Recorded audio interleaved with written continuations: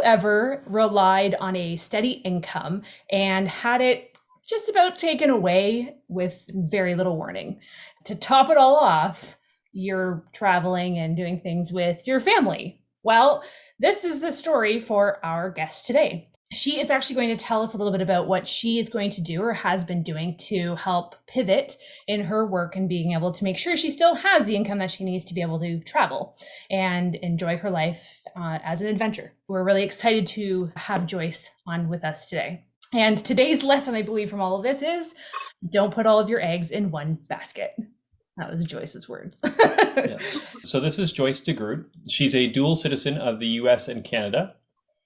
She's traveling with her partner, Enzo, who is Peruvian, and their two daughters, Amaya, who is 3 years old, and Nora, 11 months old. They just moved from Lima, Peru to Playa del Carmen, Mexico, and they're planning to be in Mexico through to the end of the year.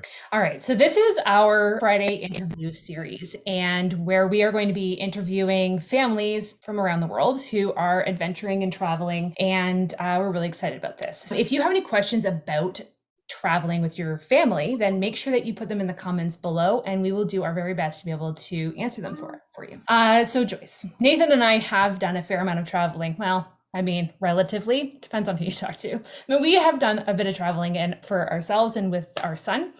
And it is something that we truly enjoy doing. And a part of our life right now is centered on adventuring and traveling around the east coast of Canada. So we moved from Ontario out to Nova Scotia on the east coast just so that we have the chance to explore. Scratch that travel itch a little. Yeah, scratch the travel itch and explore the east coast. So that's where we are right now. And we're really excited about it. We haven't done any overseas stuff for a number of years now. And honestly, we're just itching to do it. And every time we see an airplane, we kind of get that feeling of like homesickness. It's kind of weird. So we want to start off with a really hopefully an easy question for you, which is, what is some of the greatest things for you about traveling with your family? Great. Yeah. Well, I mean, start with the good stuff, right? For me, the number one thing that I really love seeing in my family is that our girls are getting all these experiences that I didn't get until I was an adult, really. Here, a lot of things that I was in my 20s before I got to hear everyone around me speaking a different language, or going to a different place where all of the food is different, or just being completely immersed. It's really, for me, the coolest thing, seeing their little brains just observe and absorb everything is, to me, just like the best part of traveling with my family, right? That's right. Yeah, that's awesome. Yeah, being able to allow them to explore in a different, it's a different way of exploring their surroundings, right? And there's just so many different things that they get to do. Oh yeah. Yeah. So it sounds like that sounds like an amazing benefit to traveling as a family, and I'm sure we could probably go on for hours about that. I think probably a lot of our viewers are probably considering how they might begin to travel as well. But I think for a lot of people, especially before you've traveled with your family for the first time, there's a lot of fear that comes into that. And how would you recommend our viewers get over these fears or the obstacles before making that first step? So I think that a lot of people, when they tell you to travel and they're already traveling, a lot of people kind of make the mistake of being like, just do it, rip the band-aid off, just go. I actually kind of throw on the brakes a little bit, and I'm like, listen, if you're a person like me who didn't travel until I was an adult, research it first. Research where you're going to go. Look at the map, figure out some prices. Sometimes just having a little bit of a plan, and I don't just mean getting your Airbnb. I mean, learning a few words of the language, kind of Googling the food. When you kind of get an idea of really where it is that you're going, that's when it starts to be less scary and also, more real. Yeah. Before you had decided to take your first trip and do all of these things, did you personally have any hesitations, and how did you get over any of those? Yeah, I was nervous that maybe with COVID and everything that it wasn't the right time to travel. So we did, get vaccinated and we wear masks and we take our precautions. And then, we did our research and figured out, is this a family friendly place? Are we going to a party place? I don't want to be a person stuck in Amsterdam on spring break or something again, not as an adult with kids. I guess my nerves were kind of the things I just didn't know yet. Figuring those things out. And then with COVID, of course, you can be COVID safe anywhere. It really just depends on your family and your choices. So those were kind of the things that I wanted to figure out before going, you know? That totally makes sense for sure. Kind of speaking a little bit to some of that in Mexico. So I know that you guys, so what area of Mexico you're in? Oh, sorry, Playa del Carmen. And so you're saying that you kind of researched for something that was more family friendly. Can you tell us a little bit about that area? What makes it family friendly and how you feel about safety where you are? We're in the Caribbean part. Like if you look at the coast, if you look at Mexico, the little tip, the very edge is the Caribbean, the Riviera Maya. So there's Cancun, and then as you go down, you have Playa del Carmen, which is where we are, Tulum, and then you go down to like Belize and Central America. So Playa del Carmen was a strategic place. Like if we want to see more of this area, which I've already traveled to, but not with kids. So you know, we want to go see the ruins in Tulum or in Chichen Itza. We can just pop over there. Everything's about an hour away. Cancun is an hour away, an hour north. So it's like a really strategically placed city. Also, the beaches are great. But the family friendly side was, you know, what really like got me here. Outside of COVID times, there are a bunch of really cool parks that are open. The coolest park for me is actually closed right now. It's a very eco-friendly park. There's like yoga, but you know, that's closed. But a lot of the other things, especially things that are not free, you know, businesses are open. So like Xcaret, I don't know if you guys have seen, it's like a big park where you can do like a bunch of like swimming with turtles and dolphins and all those sort of things are open. So like, you know, for older kids, probably 5 years old and up, it is like a really, really cool experience. Now, because we are in, you know, the toddler days, we're doing like more of the easy things, like just going to the beach, going to the cenotes, which are like freshwater lakes or sinkholes. There's one that we just went to the other day where the water is like 10 centimeters deep in a huge area. So it's like a little built-in splash pad. So, you know, that sort of thing is kind of the family-friendly area, and that it's a smaller city. So for us, you know, we lived in Lima before this, and Lima is a city of like 10 million people. It just didn't feel as kid-friendly all the time, whereas here it's like 100,000 people in the city. These are all things I researched, right? Right. Feels like a little bit more like a town sometimes. I think a lot of our viewers might be thinking like, why did you decide to just pick up and go to Mexico? And why are you doing your work online and not as opposed to like doing the normal, just staying where your family is and working 9 to 5 and doing that kind of what we would people might consider the normal life, right? So what has like inspired you to do this? What had helped you make this choice? Well, I think when I dipped my toes into travel when I was in university, I studied abroad. I was like, oh my gosh, it's so cool to travel, but it's so short. I can't do that. You know, like when I studied abroad, that was when I was like, this is amazing. You know, you really start to feel it, and you are not just in a place for a few days. When you're in a place for a few days, you like kind of get to see some things, but you don't really get to soak it in. When you're in a place living there, that's when you start to get comfortable. You know, you can see the way people actually live, the way people, you know, actually eat, the way people actually buy their food and cook their food and that sort of thing. It's, you know, there's a lot more culture that you can observe. And you can even do that like within Canada, for instance, like when you're just in a new town, it's, you know, it's not like every single town is the same. You start to see different places and where do people hang out and that sort of thing. So that was a big part of it for me. And then also for work, I think there are a lot more work opportunities online now. So even if someone is kind of thinking like, no, I should just stay where I am, I have a good office job, there's a chance that like, if you look online, there could be a job like that or really similar maybe online, like with a telecommuting option right now. So nice. Just saying. Nice. That's awesome. That's right. Yeah, we are very much enjoying being out east, actually, in Canada. It's interesting just to see the cultural differences between Ontario to kind of this East Coast region. And there is actually probably a few different things. I mean, I think there's a lot of similarities as well, but certainly, but it's also has its own things. It's a bit different. And we've really enjoyed kind of that part of it. We get to immerse here. We have, you know, getting to know our neighbors and all that kind of stuff it's just a really nice part about it. So yeah, different pace of life. And speaking of jobs, we're hoping to get into the income part, and we're just wondering how you make this financially work. Now, we know that you've been an online English teacher to Chinese students. How long have you been with VIP Kids? I've been with them for almost 3 years now, so quite a while. Nice. Okay. And we also heard that China just recently made an announcement that's potentially affecting maybe tens of thousands of online English teachers. Can you tell us more about that? Yeah, so they just made an announcement that they're like cracking down on private education, basically. The entire idea is that, every kid in China should get equal education, and that's just not a reality there. So, the government, instead of like first bettering public education, first they're trying to cut off private education. So in-person private education is being really cracked down on, and they're kind of figuring out what they're going to do about online education, which is of course private, right? It's not, we don't work with the public schools or anything. So we're kind of in this limbo zone right now where every day everyone's checking their email and being like, okay, is this the day that we're done, or is it, so it's tough right now. That must be very stressful. At one point when we taught in Kuwait, we had about a month where we were all on pins and needles because they're talking about the government maybe cracking down on teachers who were teaching without a proper work visa, which our school didn't really provide. The worst day was one day they summoned us all to the gym and they said, okay, everything that has your name on it, we want you to remove from the classrooms and then go home.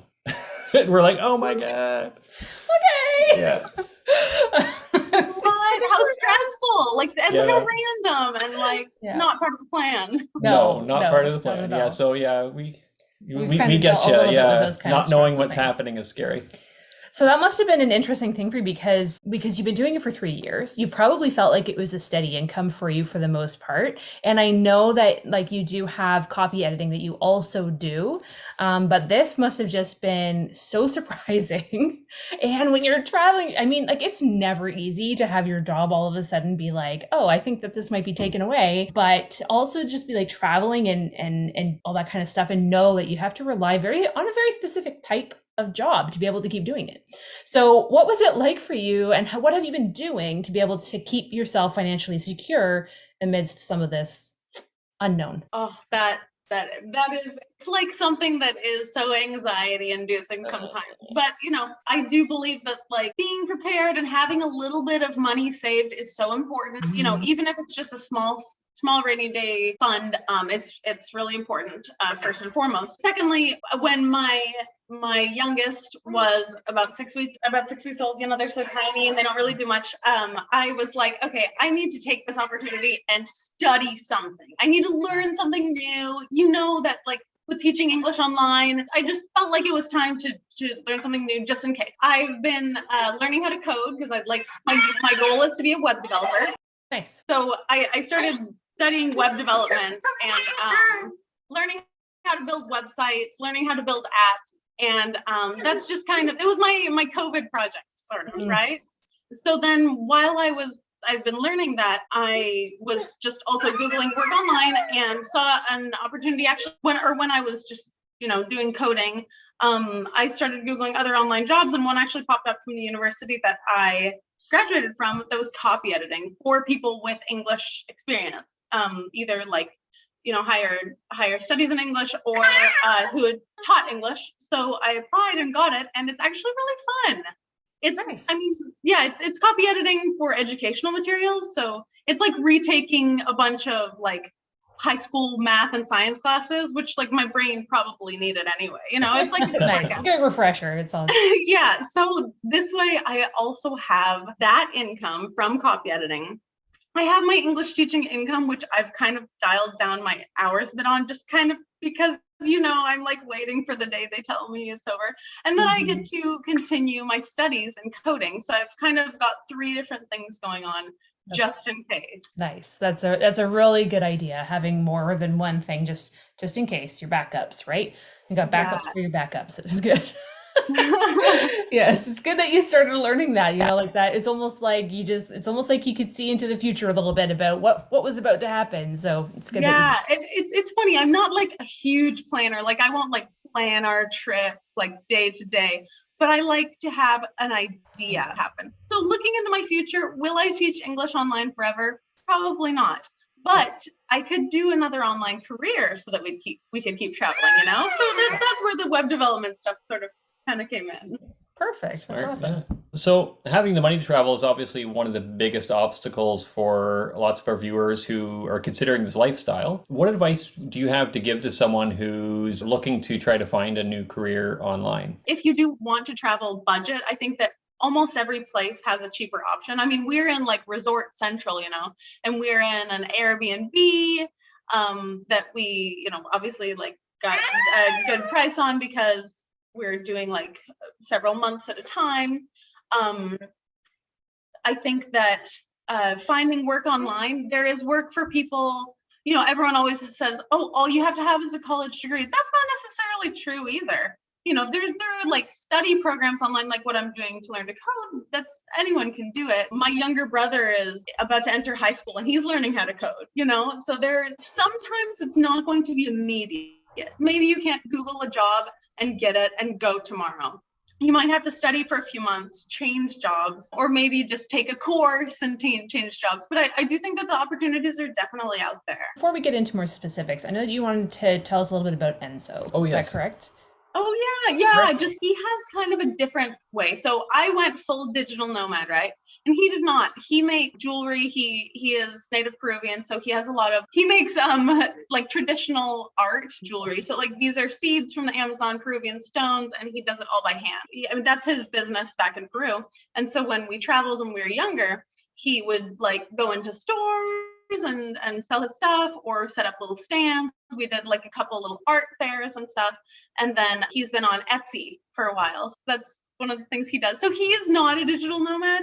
He either takes that where he goes or he like sells online, but it's just a little bit more irregular because, when we get to a place, he has to like wait a while, go to the stores, show them his stuff, wait for an art festival or something like that. But it's just another alternative income. It's just like a lot of different ways to do it. That's a really neat way to do it too, is to know that there might be some ways that you could, if you're an artistic sort of person, that there are maybe some ways. I mean, some of it could still even be online, but you can do things like that. I know actually for a while I was a face painter. I really enjoy painting faces. Actually, it's a fun thing for me. Cool. Yeah, and I had actually this idea that maybe we should just, almost like van lifing it. And what we would do is just do festivals and things like that. And then our income would come from me like doing face painting. That was we've had like 5 billion plans. I do think that there are probably things that you could do, especially if you just kind of wanted to do certain seasons of the year or whatever, that might work really well too. Absolutely. I love that example of face painting. Oh my gosh, I love that. Yes. We're going to go into a little bit more specifics with finances, if that's okay. I try to warn people before we get into interviews that we really do like to get to the specifics because I find that people are very curious about a few things. Money is like the biggest obstacle for people in being able to do any of this. And so they're curious about like the work, how do I work and get it? Like the money that I need to be able to travel. And then 2 is how much does it cost? So can we get a little bit into specifics about how much do you make approximately per month and how much you put out? So what is your budget like, income and expense? That's one. Okay, cool. So you guys caught me in this transition that I'm like going fewer hours teaching English and more hours copy editing. So it's actually working out for me. When we have traveled before, like when I had just given birth and stuff and I was not working, our monthly income was like around $1,000 a month. So super low, I guess, for like a lot of people. But we're in developing countries. So that's still like very livable, especially when our rent for a 3-bedroom apartment in Lima was $450. $1,000 a month was really good. And then groceries are super cheap. And then we get to, go out a little bit, taxi, eating out. Here, it's been a lot better for us. So our income is about like $2,000 a month. Our spending has kind of stayed the same as it was in Peru. So it's a little bit more expensive here. Our rent is about like $600. And then groceries are cheap and eating out is cheap. We don't do a lot of paid entertainment, again, because our kids are like beach kids. And bringing young kids to things like that is not easy. I totally get it. Oh my gosh. So, we don't do a lot of, and of course, because of COVID and everything, we're not doing like dinner or movies or anything. So we're kind of doing like street tacos and going to the beach. So we do keep like our going out and our entertainment costs, I guess, like that sort of things low so that we can keep our traveling budget. Like if we want to do a weekend trip, a couple weeks ago we went to Cozumel. So it's an island off the coast of Mexico. And we just went and we were there, and it was, because we don't do the small things that build up, we get to do bigger short trips, I guess. That's amazing. That is how we kind of like to do it too. So we live pretty simply where we are right now. So one of the reasons why we moved and did our stuff is because we were able to sell our house and become mortgage free here. And so being mortgage free and debt free, being here allows us to have a little, and having some savings allows us to be able to do some more traveling. And we also just keep our expenses low. We eat at home a lot. We probably only go out to eat once or twice a week, in Canada, it's also very expensive to go out. So we try to not do it too often and try to do a bit more free things. And there's just lots around in Nova Scotia actually to do for free. That's really quite nice. So we try to keep our costs low so that at some point we can go and do something a little bit bigger. Like we really want to get to Cape Breton, for example, and do a bit more travel around there, PEI and that kind of stuff too. So something that's a little bit farther away and having the money to do those things as well. So yeah. Yes. I think that it is kind of priorities, right? But it's also kind of just getting used to it, like accepting, okay, this is what I'm going to do. It's going to be okay. I don't have to eat out every other day. It's going to be worth it. I'm going to do it. That's all right. Yeah. That's all right. That's awesome. Cool. We just want to bring it quickly back to a bit more of the travel. So what are some of your favorite experiences that you've been able to have in traveling? As we are beach people, right? And I just decided that. I'm from Ontario, then I moved to Oklahoma for university. So I'm like, not a born beach person, but I decided I'm a beach person. So that for me is like the experience. When you see like these picturesque or like TikToks of like someone walking out to the beach, actually going to that place is like, wait a second, we're here. Like the water's clear, turquoise. This is where we are. That's actually really cool. I think that was really, for me, that's like the biggest one. Another one was actually pre-COVID. I got to travel a little bit alone with my older daughter, who's 3 now. When she was about 1 to 1.5, she and I went on a couple trips. So we went back to Canada to visit family. We actually came to Mexico just randomly because we just found a cheap ticket. And then we went to the US to visit my mom. And it was really a really cool experience. And it was kind of what brought my mind back into the fact that even if your kids are small, that you can do it. Because I think that like you see a lot of like older kids or like teenagers are probably easier to travel with. You can like really connect with your kids in another way with like sharing new experiences with them. That for me is like a really cool thing that I've gotten to be able to do. That's awesome. So one of the things that we did to be able to travel more is we actually moved out to Kuwait and we lived there for a year where we were able to travel to different places from there. And we had brought at the time, our oldest now, he was 5 and 6 when we were there. Just the connection that happens when you are out and you are exploring and it's kind of just you're not taking all of your time with working and just trying to keep up with bills. Instead, you're working and just, using the money to be able to make sure that you have adventures together. It's just a whole other type of living, and it has been wonderful, really, to be able to have kind of those connecting points. Yeah, and just to watch your child experience these things that are just completely mind-blowingly new to them. Yeah. Because like for us, it's amazing to see these new experiences, but for them, it's like it's a totally different universe, and just to sort of watch them as they see a dolphin for the first time, or they see Petra in Jordan, or although that was actually funny. We got to Petra and it's amazing. Honestly, it is quite amazing. But our 5-year-old was like, "Is that it?" I can't even. I was like, "You didn't say that," but he doesn't understand his concept of time and all that kind of stuff and history just isn't there yet. Here's one of the 7 ancient wonders of the world. That's it. Oh my gosh, that's so funny. Yeah. Oh my, which is also puts things in perspective, because maybe for us it's like this grandiose thing, and then for kids it's like, okay, you could have taken me to like Walmart around the corner. Yeah. Where is the ice? Where's the ice cream? I'm hot. Yeah, pretty much. Wow, it all sounds like absolutely wonderful experiences for you guys, and you're actually kind of making me think Mexico's and in that area sounds quite lovely. Might have to this is going to be bad for us. We're just going to want to go to everywhere now. Every time I talk to somebody, I'm sure it's going to eat there. Anyways, but this does sound quite wonderful.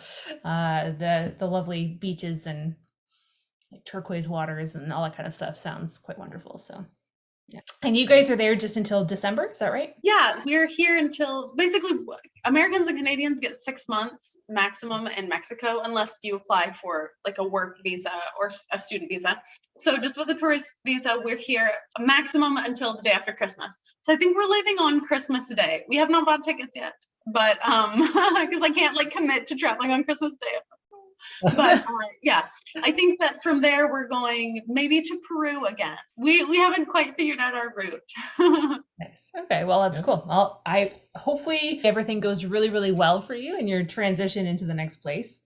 We'll probably miss you. Maybe we'll go to Mexico in January and you guys will already be gone. That's too bad. Okay. So, final question, I guess. So what would be your final advice for any of our viewers who are watching and they're still kind of hesitant to sort of make that leap to full-time? Final advice. I would say find a place where there are things to do more than just a picture. There are things to do that actually really interest you in the place. Like, I've said a couple times, Mexico, the beaches are amazing, but also Mexico has a lot of history and culture. So I think that when you look a little bit past the picture and you kind of start Googling it and you find a place that you're like, man, that place is really calling to me, figure out a way to get there. Make some flexible dates, Google flights anytime during the year, figure it out, and then get to the place that's really calling to you. And then once you're there, you don't have to stay there forever, but get there. Find a way to get there and get there because you can do it. You don't need a ton of money. You don't need a ton of connections. Just get your feet there and start digging in. Nice. Absolutely. That's awesome. I really like that. That's great advice. It was really, really nice to meet you, Joyce, and your little ones. It was great, honestly. This is like us talking with families who are traveling, and you know what? That's part of That's family. part of traveling with families, and they're there, and I think that they're adorable. So it's great. So we're really excited to have you here. Thank you so much for doing all this and taking time to tell us a bit about your adventures and helping kind of our viewers to see that this is something that can be possible. So that's awesome. Before we get off of this interview, we just want to let people know that they can make sure to comment below if you have any questions about traveling as a family, and we will do our best to be able to answer them. If there's anything specific to Joyce that you would like to ask her, then I'm hoping I'm putting her on a spot right now, but I'll just message her and let her know that there's a question there and that she can maybe pop on to answer for you. Awesome. Just give us a thumbs up if we didn't see it. Yeah. Yeah, she did give us the thumbs up. So the final thing is comment, subscribe, and all of those fun things. And share. Make sure you share the video as well. All right. And join us every further mile.